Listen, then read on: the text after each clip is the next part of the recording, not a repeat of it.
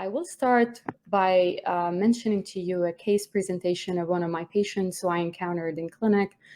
She's a 57-year-old woman who presented to her primary care physician with non-resolving cough of few weeks duration and back pain.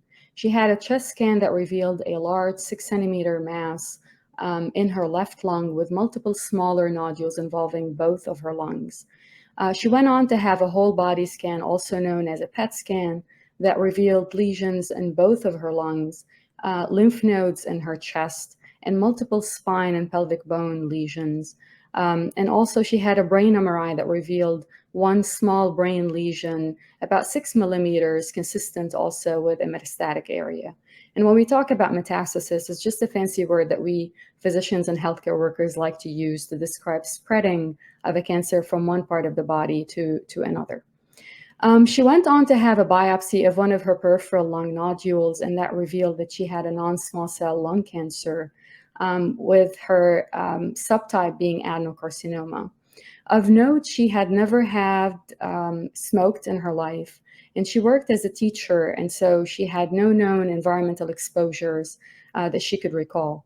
She had next-generation sequencing of the biopsy tissue, and we'll talk a bit more about what next-generation sequencing means in the coming slides, and that revealed a RET fusion with a partner called KIF5B. And she was seeing me for the first time about a year ago for discussing treatment options for her.